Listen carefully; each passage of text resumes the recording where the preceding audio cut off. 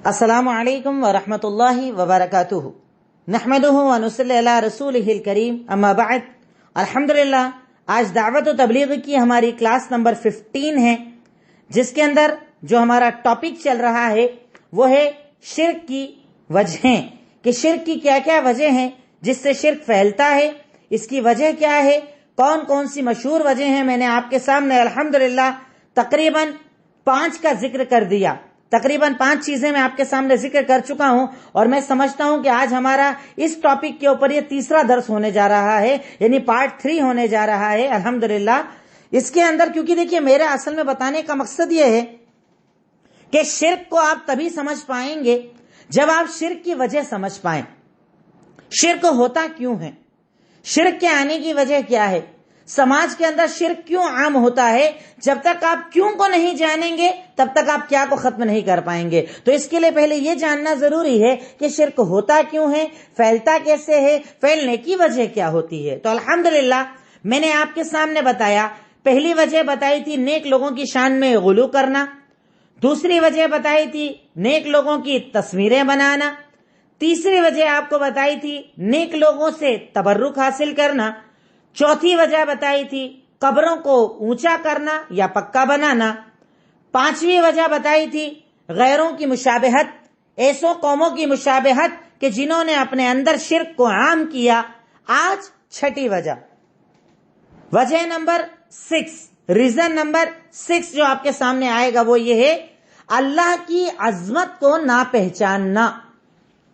بھائی شرک کب ہوتا ہے؟ اس قوم کے اندر شرک جب عام ہوا وہ تبھی ہوا جب لوگوں نے اللہ تعالی کی عظمت کو نہ پہچانا، اللہ تعالی کی بڑائی اور بزرگی کو نہ پہچانا۔ اگر لوگ یہ جان جائیں کہ اللہ رب العالمین کی عظمت کیا ہے، اس کا مقام اور مرتبہ کیا ہے، وہ اللہ رب العالمین اگر اللہ ہے تو اللہ ہونے کا مطلب کیا ہے، اس کی طاقت کیا ہے، اس کی قوت کیا ہے، تو وہ کبھی بھی اس کے ساتھ کسی کو شریک نہ کرے گا۔ پریشان ہو جائے گا، کاروبار نہ چلے گا، اولاد نہ ہوگی، تکلیفیں آئیں گی، بیماریاں چلیں گی، پر ہر حال کے اندر وہ اپنے رب کو پکارے گا، اس کے ساتھ شرک نہیں کرے گا اگر وہ جان جائے کہ اس کا رب کون ہے، اس کا خالق کون ہے، اس کا مالک کون ہے۔ اور اللہ تعالیٰ اسی چیز کو ارشاد فرماتا ہے سورہ زمر آیت نمبر 67، اللہ تعالیٰ نے ارشاد فرمایا وَمَا قَدَرُ اللَّهَ حَقَّ قَدَرِهِ وَالْأَرْضُ جَمِيعًا قَبْضَتُهُ يَوْمَ الْقِيَامَةِ وَالسَّمَاوَاتُ مَطْوِيَّاتٌ بِيَمِينِهِ سُبْحَانَهُ وَتَعَالَى عَمَّا يُشْرِكُونَ۔ اللہ تعالیٰ نے ارشاد فرمایا کہ یقیناً اللہ تعالیٰ کی ان لوگوں نے وہ قدر نہ کی جو ان کو کرنا چاہیے تھی، اور یہ ساری زمین قیامت کے دن اللہ کے ہاتھوں میں لپیٹی ہوئی ہوگی، یہ آسمان اللہ کے ہاتھوں میں لپیٹا ہوا ہوگا۔ یقیناً وہ بابرکت ہے، وہ باعزت ہے ان چیزوں سے جن کو تم اللہ کے ساتھ شریک کرتے ہو۔ وہی دینے والا، وہی عطا کرنے والا، وہی ہر چیز کا دینے والا، زمین اس کی، آسمان اس کا، قدرت طاقت اس کی، عطا کرنے والا دینے والا وہ۔ تو ایک بندے مومن کو چاہیے کہ اللہ تعالیٰ کی قدر کرے۔ ہم لوگ اللہ کو اللہ تو مانتے ہیں، ہم اللہ تعالیٰ کو معبود ماننے کا دعویٰ تو کرتے ہیں، پر اللہ تعالیٰ کی وہ قدر نہیں کرتے جو قدر ایک مومن کو کرنا چاہیے۔ اگر مومن اللہ رب العالمین کی قدر کر لے تو اس کی عظمت کا احساس ہمارے دلوں کے اندر پیدا ہو جائے کہ وہ کیسا پیدا کرنے والا ہے، وہ کیسا تخلیق کرنے والا ہے، وہ کیسا رب العالمین ہے، ہر چیز پر قادر، ہر چیز پر قدرت رکھنے والا ہے۔ کیوں اس کے سامنے کسی شریک کو کھڑا کیا جائے، کیوں اس کے سامنے جانے کے لیے کسی اور کو پکارا جائے، کیوں کسی اور سے نظر و نیاز، دعائیں، منتیں مانگی جائے، جب وہ سننے والا، وہ جاننے والا، وہ علم والا، وہ خبر رکھنے والا، وہ سمیع و بصیر، وہ علیم و خبیر، وہ غفار و قہار، کیوں کسی اور سے مانگے؟ تو بندہ شرک تب کرتا ہے جب وہ اللہ کی عظمت کو نہیں پہچانتا، اللہ تعالیٰ کے مقام اور مرتبے کو نہیں پہچانتا۔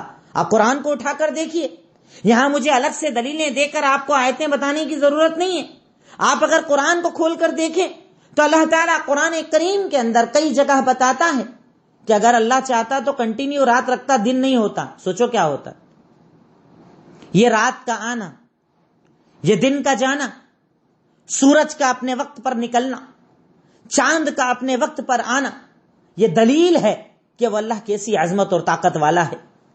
ایک ذرا سی بارش کی اگر مقدار اللہ تعالیٰ بڑھا دے تو باڑھ آ جاتی ہے. ہماری ترقی، ہماری ساری ترقی، ہماری قوت، ہماری طاقت، سب کچھ دھرا کا دھرا رہ جاتا ہے اگر اللہ تعالیٰ ایک بارش کو نازل کر کے اسے باڑھ بنا دے. گھر ڈوب جاتے ہیں، کاروبار برباد ہو جاتے ہیں، فیکٹریاں تباہ ہو جاتی ہیں. اس سے پتہ چلتا ہے کہ اللہ کی عظمت کیا ہے، اللہ کی قدرت و طاقت کیا ہے، اور انسان اللہ تعالیٰ کی طاقت اور قوت کے آگے کتنا محتاج اور کتنا فقیر ہے. پر انسان اس چیز کی قدر نہیں کرتا.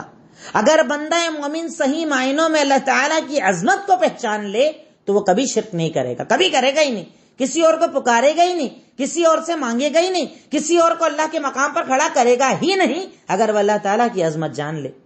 دوسری دلیل اللہ کی عظمت کے اندر آپ لکھ لیجئے سورہ شعراء آیت نمبر 72 سے آیت نمبر 85. سورہ شعراء آیت نمبر 72 سے آیت نمبر 85، جس میں حضرت ابراہیم کے واقعے کا ذکر ہے کہ جب انہوں نے قوم کو دعوت دی، ایک اللہ کی طرف بلایا، ایک اللہ کے دین کی طرف بلایا، تو دعوت دینے کے لیے حضرت ابراہیم علیہ السلام نے جو طریقہ اپنایا تھا وہ اللہ کی عظمت کا طریقہ تھا. اللہ کی عظمت کو بتایا اور ارشاد فرمایا کہ تم لوگ کیوں اللہ کی عبادت نہیں کرتے؟ تم لوگ کیوں ان معبودوں کی عبادت کرتے ہو؟ بتاؤ، اگر تم انہیں پکارو کیا یہ سنتے ہیں؟ بتاؤ، کیا یہ فائدہ دیتے ہیں؟ بتاؤ، کیا یہ نقصان دیتے ہیں؟ تو قوم والوں نے کہا ہم نے تو ابا دادا کو کرتے دیکھا، ہم لوگ کر رہے ہیں. تب حضرت ابراہیم نے کہا کہ جانتے ہو اللہ کون ہے، اس کی عظمت کیا ہے، اس کی قوت اور طاقت کیا ہے؟ ارشاد فرمایا الذی خلقنی فہو یہدین، میرا رب، میرا خالق، میرا مالک، میرا رازق، میرا اللہ وہ ہے جس نے مجھے پیدا کیا اور مجھے سیدھا راستہ دکھایا. میرا رب وہ ہے جو مجھے کھانا کھلاتا ہے، جو مجھے پانی پلاتا ہے. میرا رب وہ ہے کہ جب میں بیمار ہوتا ہوں تو مجھے شفا دیتا ہے. میرا رب وہ ہے جو مجھے موت اور موت کے بعد کی زندگی دینے والا ہے. اور میرا رب وہ ہے کہ جس سے میں یقین کرتا ہوں کہ کل روز قیامت وہ میرے گناہوں کو معاف فرما دے گا. یہ اللہ کی عظمت ہے جو حضرت ابراہیم علیہ السلام نے اپنی قوم کو بتائی کہ قوم والوں تم اللہ کے سامنے ان بتوں کو کھڑا کرتے ہو، ان بتوں کو سفارشی بناتے ہو، ان بتوں کو اللہ تک پہنچنے کا ذریعہ بناتے ہو. اللہ کی عظمت نہیں جانتے، اللہ کا مقام اور مرتبہ نہیں جانتے، اللہ تعالیٰ کی بزرگی اور کبریائی نہیں جانتے، اس کی طاقت، اس کی قوت پر تمہارا اعتماد نہیں ہے. کیسے تم اللہ کے سامنے شرک کرتے ہو؟ کیسے تم اللہ کے سامنے غیروں کو معبود بناتے ہو؟ کیسے تم اللہ کے سامنے کسی اور کی عبادت اور پرستش کرتے ہو؟ اللہ کی عظمت بتائی.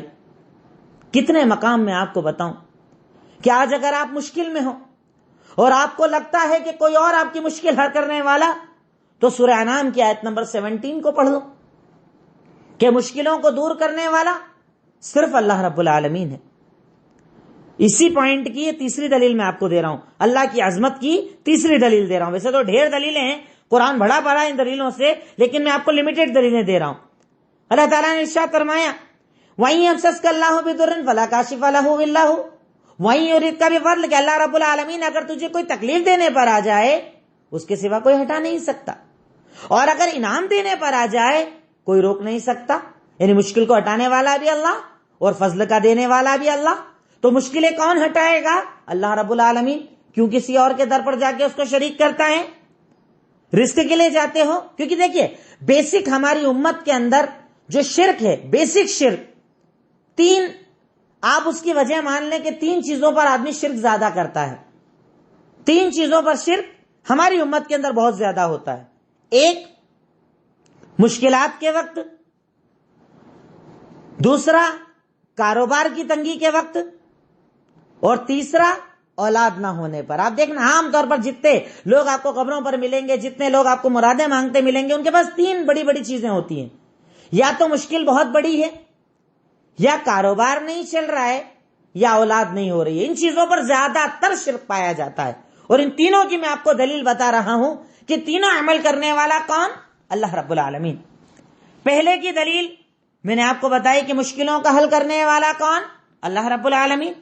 سورہ انعام آیت نمبر 17. دوسرا, روزی کا دینے والا کون؟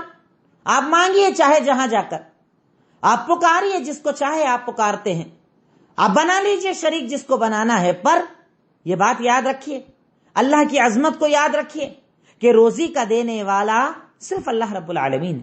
دلیل سورہ اسراء آیت نمبر 30. اللہ رب العالمین کا فرمان, ان ربک یبسط الرزق لمن یشاء ویقدر انہ کان بعبادہ خبیرا بصیرا. تیرا رب جس کے لیے چاہتا ہے کاروبار کو بہت بڑھا دیتا ہے, اور جس کے لیے چاہتا ہے کاروبار کو تنگ کر دیتا ہے. یہ بڑھانا یہ گھٹانا سب کس کے ہاتھ میں ہے؟ اللہ کے ہاتھ میں. میں نہیں کہہ رہا, کوئی مولوی عالم نہیں کہہ رہے, اللہ رب العالمین کہہ رہا ہے. کیوں؟ اللہ بتا رہا ہے کیونکہ تیرا رب اپنے بندوں کے بارے میں جانتا ہے, کس کو کب کیا ضرورت ہے وہ سب جانتا ہے. تیری ضرورتوں کو تجھ سے زیادہ جانتا ہے, تیری پریشانیوں کو تجھ سے زیادہ جانتا ہے, تیری تکلیفوں کو تجھ سے زیادہ جانتا ہے, تیرے درد کو تجھ سے زیادہ جانتا ہے. اس اللہ کی عظمت کو ہم نے نہیں پہچانا, تبھی شرک ہے معاشرے کے اندر. بہت بڑی وجہ ہے شرک کی, اللہ کی عظمت کو نہ پہچاننا. 2 چیزیں میں نے آپ کو بتا دی. تیسری چیز اور اس کی دلیل اولاد.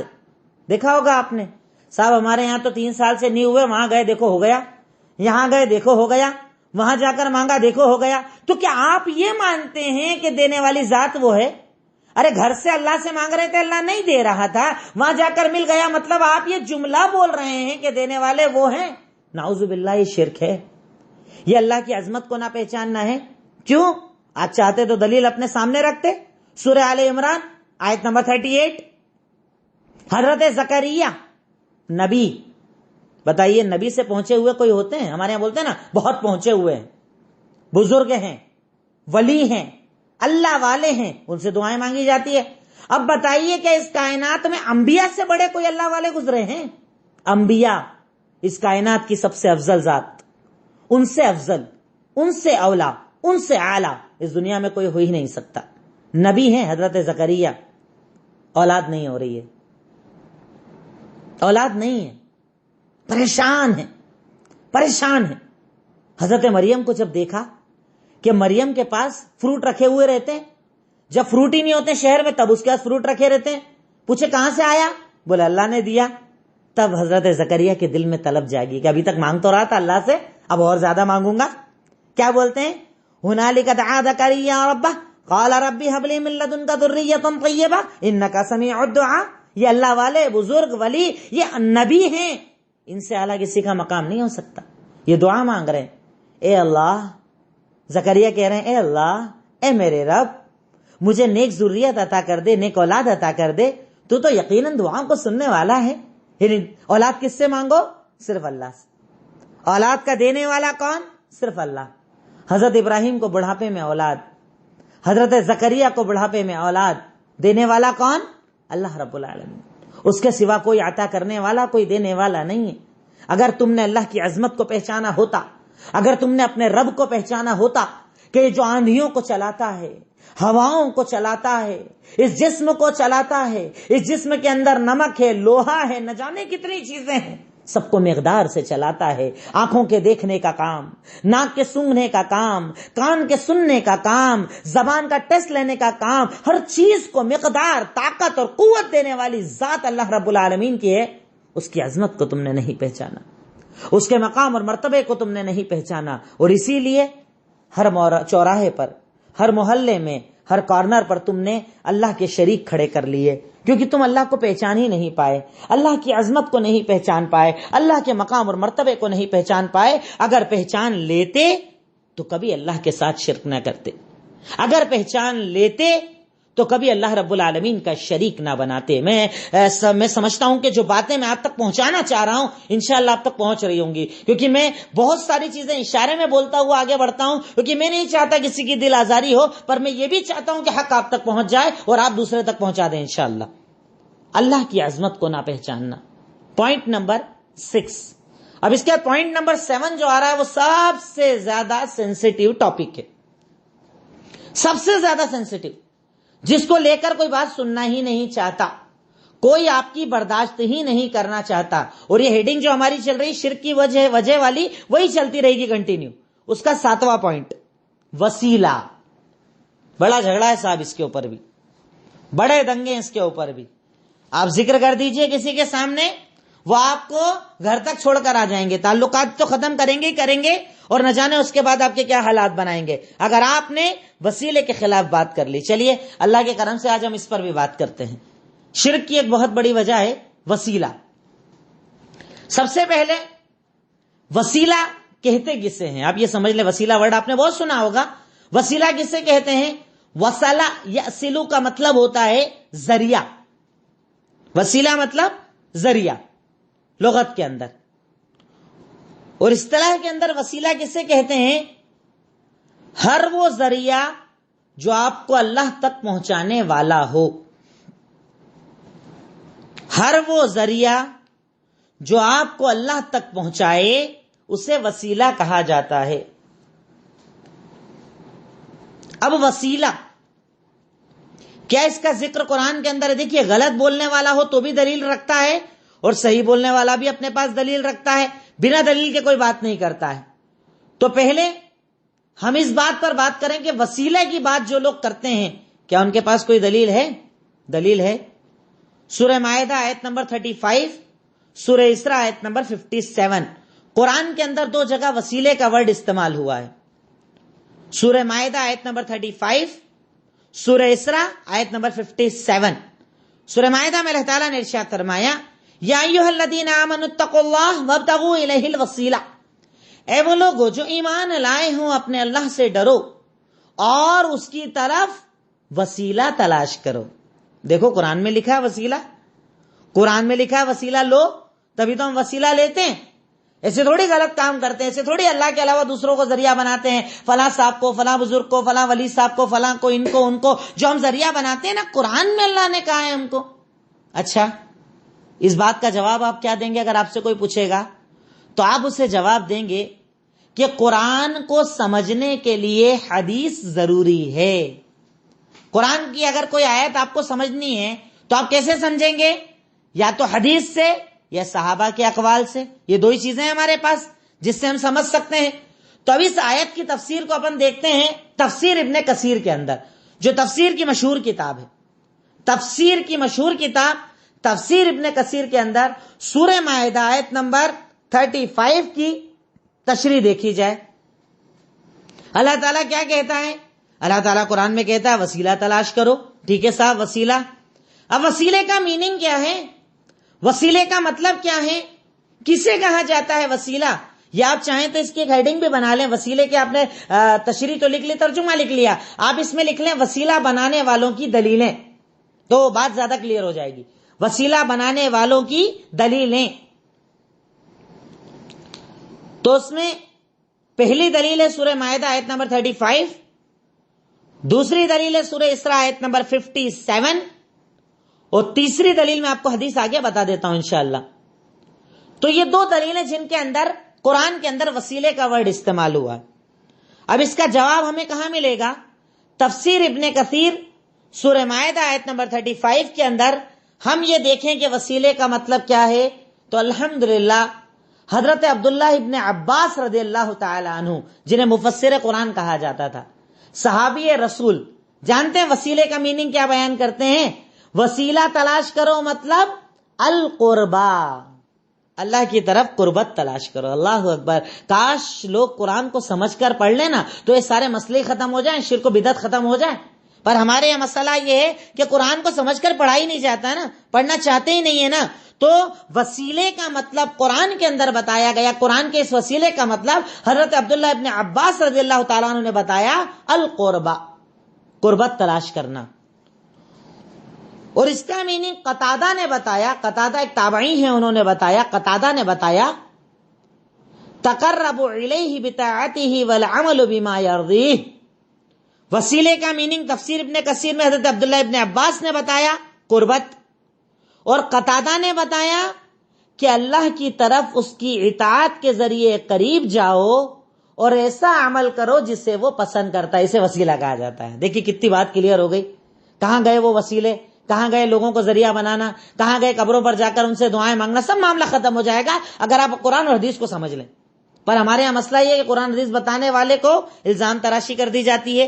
یہ تو صاحب فلاں وہابی ہیں، یہ تو یہودیوں کے ایجنٹ ہیں، یہ تو اپنے حساب سے قرآن بتاتے ہیں. کہاں اپنا حساب؟ یہ تو صحابی کا حساب ہے. صحابی عبداللہ ابن عباس کہہ رہے ہیں کہ وسیلے کا مطلب قربت. تابعی کہہ رہے ہیں قتادہ کہ وسیلے کا مطلب ہے اللہ کی طرف اطاعت کے ذریعے قریب جاؤ اور وہ عمل کرو جسے اللہ پسند کرتا ہے. قتادہ کہتے ہیں اللہ کی طرف قریب جاؤ اس کی اطاعت کے ذریعے اور وہ عمل کرو جسے وہ پسند کرتا ہے. یہ ہے ہمارے پاس دلیل. یہ ہو گیا دلیلوں کا جواب، بڑی آسانی سے جواب ہو گیا. اس میں تو بات ہی کلیئر ہو گئی کہ اللہ قرآن میں کہہ رہا ہے کہ بھائی اگر اللہ کے قریب جانا ہے تو کیا کرو؟ وسیلہ تلاش کرو. اور وسیلہ کیا ہے؟ نیک عمل. وسیلہ کیا ہے؟ نیک عمل، نیک اعمال. اور اس کو میں اور زیادہ کلیئر کروں گا انشاءاللہ ابھی. تیسری دلیل مستدرک حاکم کی ایک روایت ہے.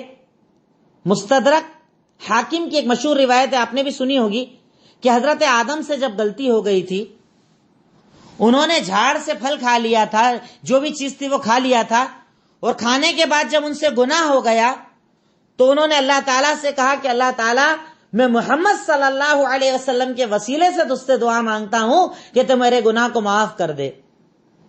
تو اللہ نے کہا تجھے کیسے پتا چلا محمد صلی اللہ علیہ وسلم کے بارے میں؟ کہا میں نے عرش کے اوپر ان کا نام لکھا ہوا دیکھا تو اللہ نے انہیں معاف کر دیا. بڑی پیاری دلیل ہے. اس سے پتا چلتا ہے کہ اللہ کے نبی کا وسیلہ لگایا جائے. آپ کے جہ کا وسیلہ، آپ کے صدقے کا وسیلہ، آپ کے صدقے طفیل ہمیں معاف کر دیا جائے. ہمارے یہاں دعا مانگتے ہیں نا لوگ، اللہ کے نبی کے صدقے، اللہ کے نبی کے طفیل، اپنے اعتبار سے جو اچھا لگا، اور دلیل بھی ہے. پر میں آپ کو اس دلیل کی بات بھی بتا دوں کہ مستدرک حاکم کی جو یہ روایت ہے کہ حضرت آدم کی توبہ اللہ کے نبی کی جاہ کے وسیلے سے قبول ہوئی تھی، یہ کیوں غلط ہے؟ کیونکہ یہ روایت موضوع اور من گھڑت ہے. یہ روایت موضوع اور من گھڑت ہے، اور اس کی وجہ بھی لکھ لیجئے.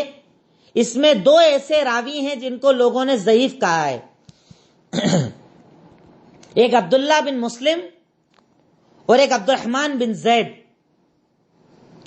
عبداللہ بن مسلم اور عبد الرحمن بن زید دو ایسے اس میں راوی ہیں جو دونوں ضعیف ہیں، اور اس بنیاد پر یہ روایت ضعیف ہے. میں دیکھیے بہت ڈیٹیل میں بتا رہا ہوں آپ کو، کیونکہ یہ باتیں بنیاد ہے شرک کی. اگر ان کو آپ نے سمجھ لیا نا تو انشاءاللہ شرک بدعت سمجھنا بھی آسان اور سمجھانا بھی آسان ہو جائے گا انشاءاللہ.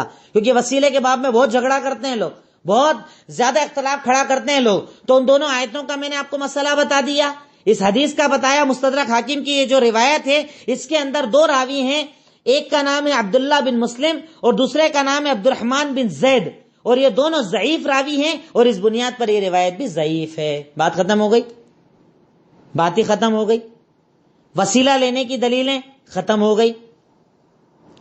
پر وسیلہ لینے والے صرف یہ دلیل نہیں پکڑتے، ان کے پاس ایک بڑی پیاری دلیل ہے. ان کے پاس بڑی پیاری دلیل ہے. دلیل نمبر 3 کیا کہتے ہیں؟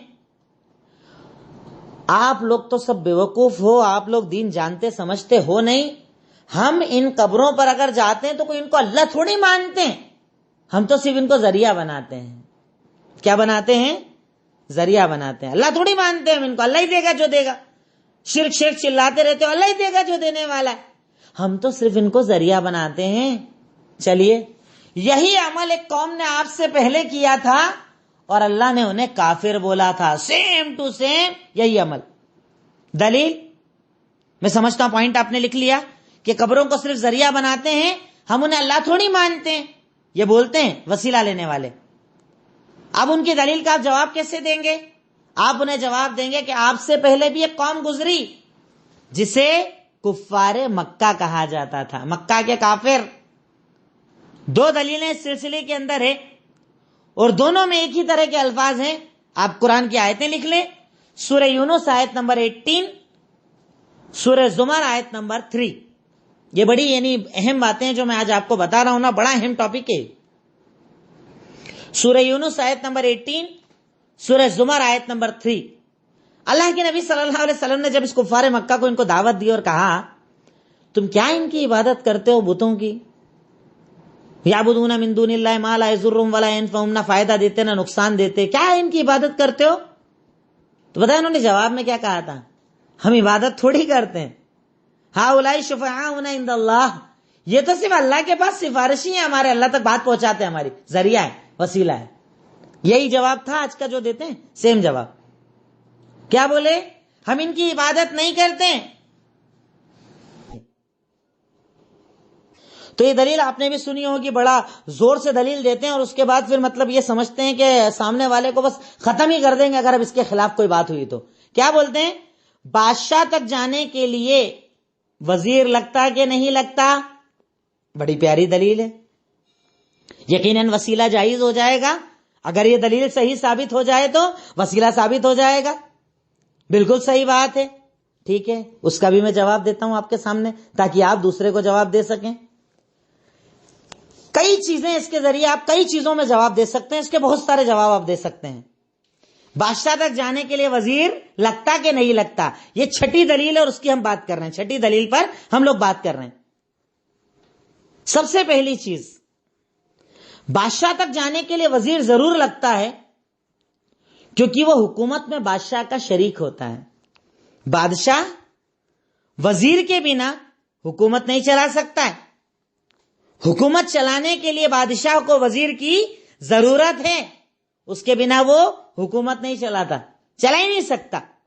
پر نعوذ باللہ من ذالک، کہ آپ اپنے اللہ کو اس دنیا کے بادشاہ کی طرح مانتے ہو کہ اس کو جب تک وزیر نہیں ملے گا اس کی حکومت نہیں چلے گی. دلیل لکھ لیجئے، سورہ انعام آیت نمبر 163. اللہ تعالیٰ کا فرمان، وحدہ لا شریک لہ، وہ اکیلا ہے اس ملک، اس بادشاہت، اس دنیا کے اندر اللہ کا کوئی شریک نہیں ہے. اللہ تعالیٰ کا کوئی ساجی، کوئی شریک نہیں ہے. اللہ رب العالمین کو کسی شریک کی ضرورت نہیں ہے. میں آپ کو اس پوائنٹ کا بڑا بہترین انشاءاللہ 4-5 جواب دے دوں گا، تو انشاءاللہ بات کریں گے نا تو آپ کو کبھی دقت نہیں آئے گی انشاءاللہ کسی سے بھی. بادشاہ تک جانے کے لیے وزیر لگتا کہ نہیں لگتا؟ بالکل لگتا ہے.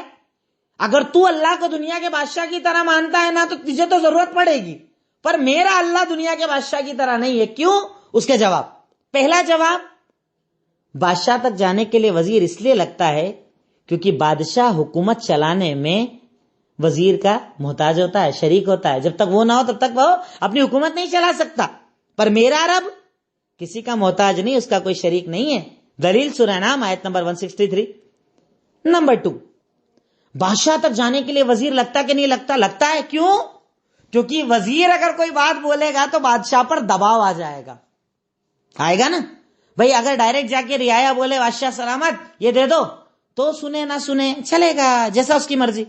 پر جب وزیر بولے کہ بادشاہ اس کو یہ دے دو تو بادشاہ پہ کیا آ جائے گا؟ اب دباؤ، کرسی ہلا دے گا میری، بادشاہت خطرے میں کر دے گا میری. ایسے کیسے چلے گا؟ سننا پڑے گی اس کی. پوائنٹ نمبر 2، میں آپ کو 5 جواب دے رہا ہوں اس ایک بات کے. دوسرا جواب ہے کہ بادشاہ تک جانے کے لیے وزیر اس لیے لگتا ہے کیونکہ وزیر کا بادشاہ پر دباؤ ہوتا ہے. بادشاہ اس کی بات کو ٹال نہیں سکتا ہے، پر میرے رب پر کسی کا دباؤ نہیں ہے. سورہ بروج آیت نمبر 16، اللہ تعالیٰ کا فرمان، فعال لما یرید، اللہ جو چاہتا ہے کرتا ہے، اللہ پر کسی کا دباؤ نہیں ہے. یہ ہے میرا رب. اصل میں کیا اللہ کو پہچانا ہی نہیں ان لوگوں نے، اللہ کی عظمتی کو نہیں جان پائے، اس لیے بولتے بادشاہ تک جانے کے لیے وزیر لگتا کہ نہیں لگتا؟ ارے لگتا، کیونکہ بادشاہ محتاج ہے، ہمارا اللہ نعوذ باللہ محتاج نہیں ہے. تیسرا جواب، وزیر اس لیے لگتا ہے کیونکہ بادشاہ خود دیکھ نہیں سکتا ہے. خود دیکھ نہیں سکتا ہے نا بھئی، بادشاہ کو کیا پتا اس کی رعایا میں کس کو کیا ضرورت ہے. وہ تو محتاج ہے نا, اسے تو بتائیں گے تبھی پتا چلے گا نا. وزیر آ کے بولے گا ارے بادشاہ سلامت, یہ جو آپ کی رعایا میں بہت حالت خراب ہے اس کا گھر ٹوٹ گیا, کھیت یہ ہو گیا, وہ ہو گیا, دے دو اس کو. بادشاہ دے دے گا, کیونکہ بادشاہ خود دیکھ نہیں سکتا. میرا اور آپ کا رب ایسا ہے؟ میرا رب اور آپ کا رب تو کم سے کم ایسا نہیں ہے نا. بادشاہ سلامت کو اس لیے ضرورت لگتی ہے کیونکہ وہ دیکھ نہیں سکتا ہر چیز کو. پر اللہ تعالیٰ قرآن کریم کے اندر 14 جگہ پر بولتا ہے کہ وہ دیکھنا تو چھوڑ, وہ تیرے سینے کے راز کو بھی جانتا ہے. اللہ اکبر. اللہ تعالیٰ کو تو بادشاہ جیسا سمجھتا ہے. جواب تیسرا دے رہا ہوں کہ بادشاہ کو وزیر کی ضرورت اس لیے لگتی ہے کیونکہ بادشاہ ہر چیز کو دیکھ نہیں سکتا, جان نہیں سکتا, اس کی رعایا کی پریشانی کو نہیں جان سکتا. پر اللہ تعالیٰ قرآن کریم میں 14 مرتبہ ارشاد فرماتا ہے کہ وہ تیرے سینے کے راز کو بھی جاننے والا ہے. اور خاص طور پر سورہ بقرہ آیت نمبر 115 کے اندر ارشاد فرمایا کہ وہ تو علیم بذات الصدور, تو دھیرے بول تیز بول, تیرا رب وہ ہے جو تیرے سینے کے راز کو بھی جانتا ہے, تیرے سینے میں دفن راز کو بھی جانتا ہے. بتا اس اللہ کو تو وزیر اور بادشاہ جیسا مانتا ہے؟ چوتھا جواب, بادشاہ محتاج ہوتا ہے اپنے وزیر کا. بادشاہ محتاج ہوتا ہے اپنے وزیر کا, اور میرا اللہ رب العالمین کسی کا محتاج نہیں. اور اس کی دلیل سورہ اخلاص, قل هو اللہ احد اللہ الصمد. اللہ کسی کا محتاج نہیں, ساری کائنات اللہ کی محتاج. اللہ کسی کا محتاج نہیں ہے, یہ ساری کائنات اللہ رب العالمین کی محتاج ہے. کتنی بڑی بات ہے, کتنی بڑی چیز ہے, کتنی بڑی بات اللہ رب العالمین قرآن کریم کے اندر ہمیں بتا رہا ہے. اور آخری چیز, بادشاہ سلامت کو وزیر کی ضرورت اس لیے پڑتی ہے کیونکہ وہ اس اونچائی پر ہوتا ہے جہاں سے اسے رعایا پتہ نہیں ہوتی. ایک اونچائی ہوتی ہے نا بادشاہ کا, مقام, مرتبہ, جلال, کہ وہ جان ہی نہیں سکتا, یعنی اس کی رعایا تک اس تک پہنچ ہی نہیں سکتی. پر کیا اللہ کو ایسا مانتے ہو؟ سورہ ملک آیت نمبر 13, اللہ رب العالمین تو اپنے بندوں کے قریب ہوتا ہے. سورہ بقرہ آیت نمبر 186, سورہ بقرہ آیت نمبر 186, اللہ تعالیٰ تو اپنے بندوں کے قریب ہے. اللہ تعالیٰ اپنے بندوں کے قریب ہے, بندوں سے دور نہیں ہے, ان کی تکلیفوں سے دور نہیں ہے. وہ اس دنیا کے بادشاہوں کی طرح ایسا مقام اور مرتبہ نہیں رکھتا کہ اس تک اس کی رعایا نہ جا سکے. اللہ تعالیٰ تو اپنے بندوں کے قریب ہے. سورہ بقرہ آیت نمبر 186. اب میں سمجھتا ہوں کہ اگر یہ 5 جواب بھی آپ نے کسی کو دے دیے نا تو انشاءاللہ وسیلے کی بحث میں تو آپ جیت ہی جاؤ گے انشاءاللہ. بولتے ہیں نا, آپ کوئی بولے آپ کے سامنے بادشاہ تک جانے کے لیے وزیر لگتا کہ نہیں لگتا؟ ہاں لگتا نا بھائی, کیونکہ بادشاہ الگ ہے اور اللہ رب العالمین الگ ہے. اللہ تعالیٰ سے کسی کی مثال نہیں دے سکتے تم. اور یہ 5 جواب آپ نے دے دیا نا, انشاءاللہ دلیلوں کے ساتھ بات کلیئر ہو جائے گی انشاءاللہ. نیکسٹ 7ویں دلیل, یہ بھی بڑی پیاری دلیل ہے, بڑی اچھی دلیل ہے, لوگ دیتے ہیں. 7ویں دلیل, ہم مولانا اتنے گنہگار اللہ تک ڈائریکٹ کیسے جائیں؟ یہ اتنے بڑے لوگ, بزرگ لوگ, پیر لوگ, اچھے لوگ, یہ پہنچائیں گے نا ہم کو اللہ تک. اپن کتنے گنہگار کیسے اللہ تک جائے؟ یہ دلیل بھی آپ نے سنی ہوگی. لوگ بولتے ہیں اپن اتنے گنہگار اللہ تک کیسے جائیں گے؟ ہم تو گنہگار ہیں نا, اللہ تک کیسے جائیں گے؟ چلیے اس بات کا بھی جواب آپ لکھ لیجئے, یاد کر لیجئے, سن لیجئے, تاکہ بات آپ کے ذہن میں رہے. دنیا میں کوئی کتنے ہی گناہ کر لے مسلمان, کتنی خطائیں کر لے, کتنے حرام کام کر لے, کیا اپنے آپ کو ابلیس سے بڑا گنہگار کوئی سمجھتا ہے؟ یہ جواب دے رہا ہوں میں. کیا آپ اپنے آپ کو ابلیس سے بڑا گنہگار سمجھتے ہو؟ کوئی مسلمان نہیں بولے گا, ارے بولے نہیں, استغفر اللہ, مولانا کیا بول رہے, ابلیس جیسا کون سمجھے گا اپنے آپ کو؟ تو ابلیس نے تو ڈائریکٹ دعا مانگی اور اللہ نے قبول بھی کی. میں نہیں کہہ رہا, آپ خود پڑھیے.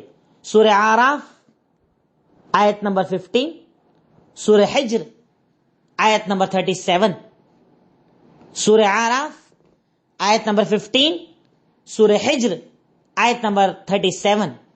یہ دلیل ہے اس بات کی کہ اللہ تعالیٰ گنہگاروں کی سنتا ہے. ابلیس کو بولا سجدہ کر, بولا نہیں کروں گا. کہا کیوں نہیں کرے گا؟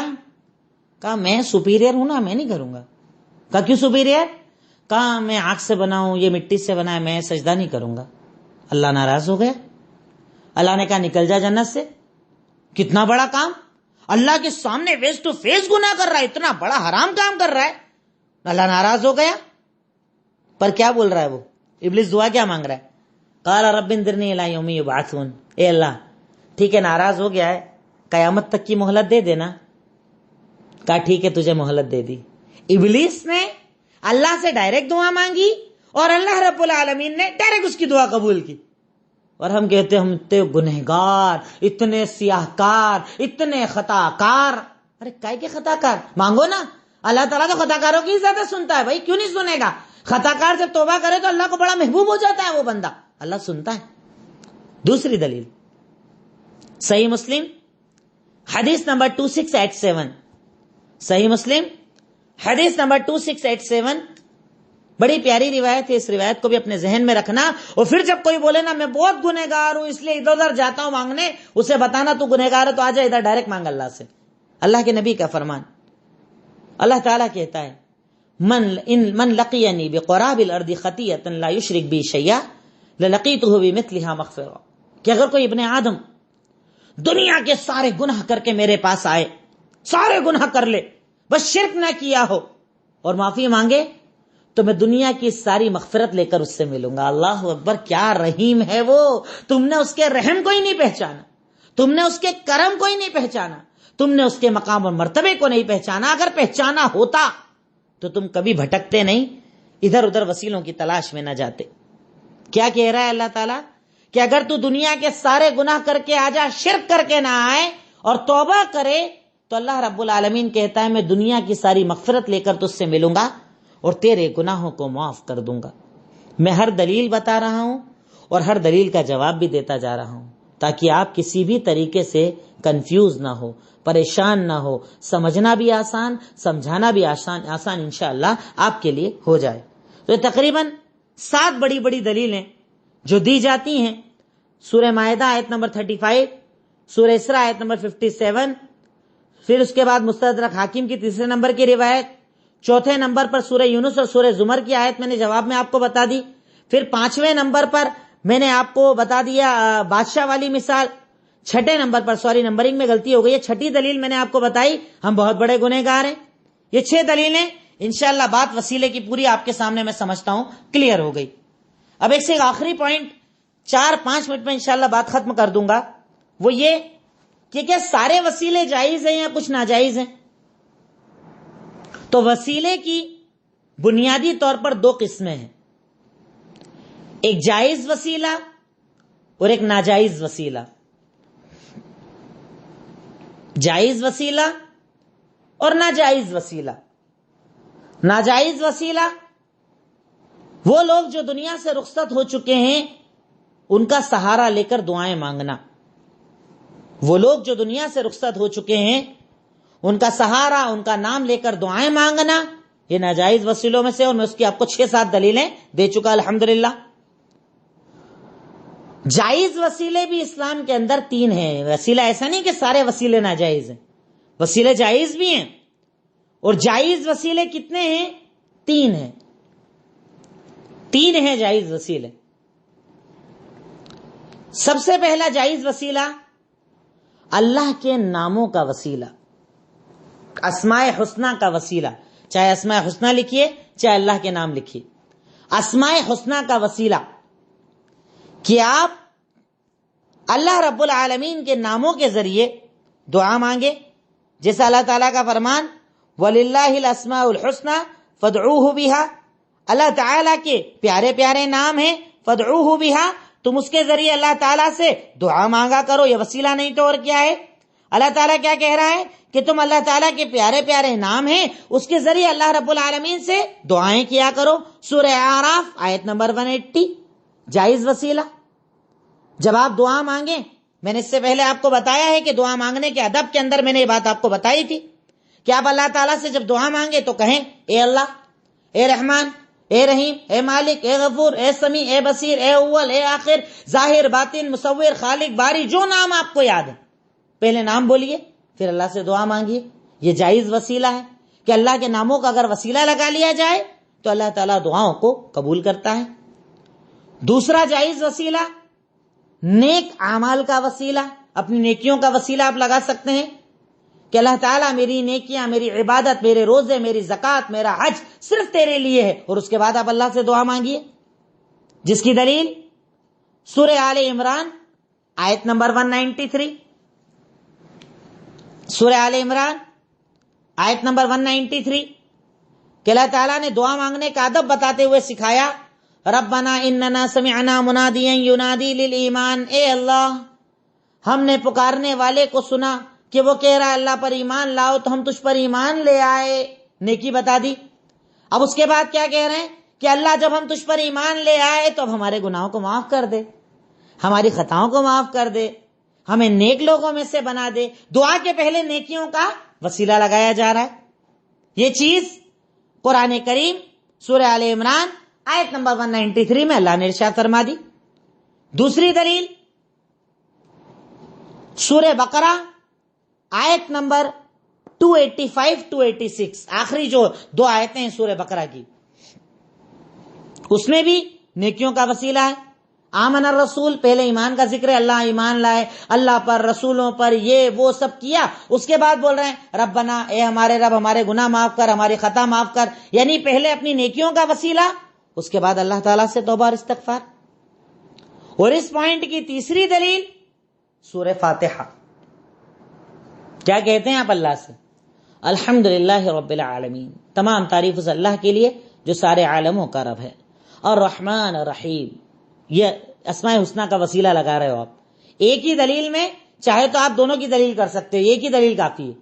الرحمن الرحیم ناموں کا وسیلہ، اس کے بعد مالک یوم الدین اس کی صفت کا وسیلہ، اس کے بعد نیکی کا وسیلہ۔ کیا بول رہے ہو؟ ایاک نعبد و ایاک نستعین، صرف تیری عبادت کرتے ہیں، صرف تجھی سے مدد مانگتے ہیں، اپنی نیکی کا وسیلہ لگا دیا۔ اس کے بعد اللہ سے کیا بول رہے؟ اللہ سیدھا راستہ دکھا، ان کا جن پر تیرا انعام ہوا، ان کا نہیں جن پر تو ناراض ہوا، یعنی آپ اپنی نیکیوں کا وسیلہ لگا سکتے ہیں۔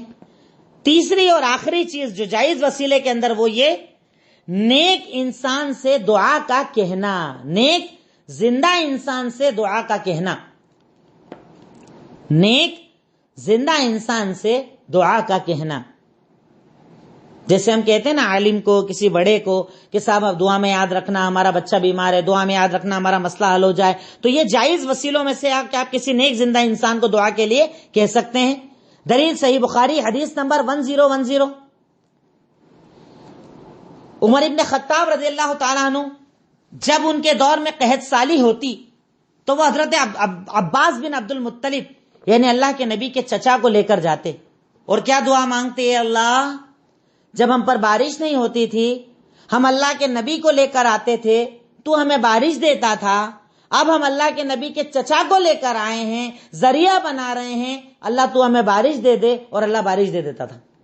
یہ دلیل ہے اس بات کہ نیک زندہ انسان کا وسیلہ لگایا جا سکتا ہے، دعا کے لیے بولا جا سکتا ہے، ان کے ذریعے دعا کرائی جا سکتی ہے، جائز ہے۔ پر اس میں لوگ یہ بولیں گے ہم تو اللہ کے نبی کو زندہ مانتے ہیں، تو اور ہم بھی مانتے ہیں، پر وہ برزخ کی حیات ہے۔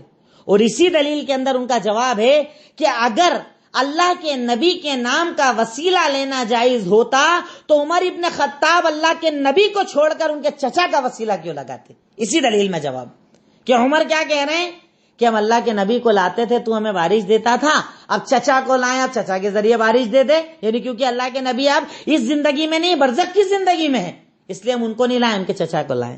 تو یہ دلیل ہے اس بات کی کہ آپ نیک موجود زندہ انسان کا وسیلہ لگا سکتے ہیں، پر ایسے جو دنیا سے رخصت ہو چکے ہیں ہمارے انبیاء کہ جن کی حیات تو برزخ کی حیات ہے، اس کی کیفیت ہم نہیں جانتے، اب ان کے ذریعے نہیں بلکہ ہم کو نیک لوگوں کے ذریعے دعا کرنی ہے۔ اور رہی بات اللہ کے نبی کی تو ان کا وسیلہ تو ہم لگاتے ہی ہیں۔ ہمارے یہاں بیوقوفی کیا ہے کہ لوگ سمجھتے نہیں ہیں، آپ دعا کے اندر اللہ کے نبی کا وسیلہ لگاتے تو ہو، کون سا وسیلہ؟ درود اللہ کے نبی کا وسیلہ ہی تو ہے۔ اگر آپ درود نہ پڑھو تو اللہ آپ کی دعائی قبول نہیں کرے گا، اللہ کے نبی کے بنا تو آپ کی دعائی قبول نہیں ہوگی۔ جو دعا آپ مانگ لو، چاہے جتنی آپ دعا مانگ لو، اگر درود نہ پڑھی جائے تو دعا قبول نہیں ہوتی ہے۔ تو اللہ کے نبی کے وسیلے کا مطلب ہے درود، کہ آپ دعاؤں کے اندر اللہ کے نبی کے اوپر درود پڑھیں تو انشاءاللہ اللہ تعالیٰ آپ کی ساری دعاؤں کو قبول کرے گا انشاءاللہ۔ تو شرک کی بڑی بڑی وجہوں کے اندر میں نے جو وجہ آپ کے سامنے رکھی وہ تھی چھٹی وجہ اللہ کی عظمت کو نہ جاننا، ساتویں وجہ وسیلے کا مسئلہ، اس میں نے وسیلے کی تعریف بتا دی، جائز ناجائز وسیلے بتا دیے، ناجائز وسیلوں کی دلیلیں بتا دی، اور دلیلوں کا تقریباً جتنا اللہ نے مجھے طاقت دی جوابات بتا دیے، اور میں سمجھتا ہوں کہ ٹاپک آپ کے سامنے انشاءاللہ بہت کلیئر ہو گیا ہوگا، اور اب آپ کے لیے لوگوں کو سمجھانا بھی آسان ہوگا انشاءاللہ۔ اللہ تعالی ہم سب کو صحیح دین پر عمل کرنے کی توفیق عطا فرمائے، حق کو پھیلانے کی توفیق عطا فرمائے، شرک سے ہم سب کو بچائے۔ جزاک اللہ خیر۔ السلام علیکم ورحمۃ اللہ وبرکاتہ۔